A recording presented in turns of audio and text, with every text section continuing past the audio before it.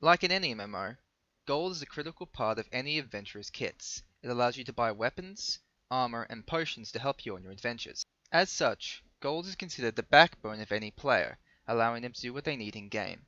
However, how do you come across gold? Well, most times you can collect gold by either killing mobs in the wild, completing a quest that you have been given, or by selling an item you have a duplicate of, or simply have no use for in your inventory.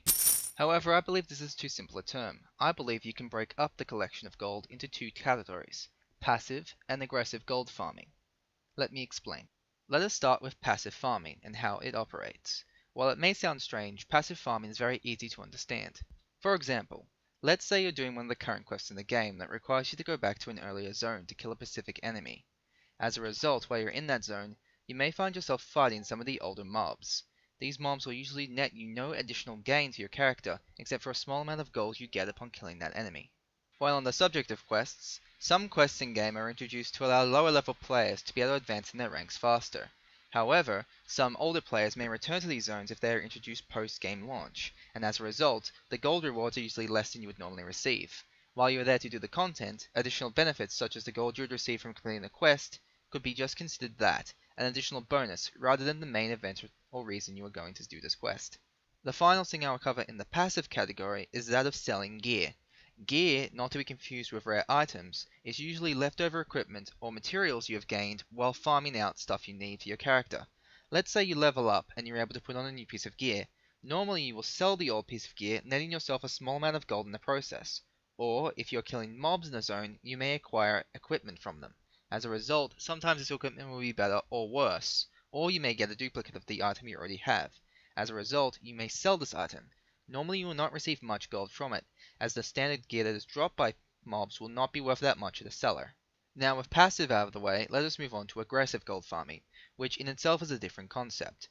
While it may seem similar with the similar techniques of completing quests, selling items, and killing mobs, you do these in different ways, and they can even overlap in some areas. To start, we have doing things like daily quests. While it may seem obvious that completing a quest would reward you with gold, a daily quest usually offers more gold and an incentive to come back each and every day to continue doing the quest. As a result, the rewards for daily quests will usually be larger than that of their story progression counterparts.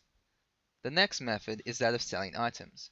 While similar to selling gear, items usually have a higher value and are farmed for this reason. As a result, an item may be worth around 100 gold compared to a piece of armor that may only be worth 10. As a result, it is usually normal to see players farming this item for long periods of time as they gather an accumulative amount of a stack, allowing them to sell this for a decent price at the store. The final method we'll be covering today is that of the jobs. Normally games have multiple jobs you can perform, however the game we are covering, Adventure Quest 3D, only has one current job, and that is fishing.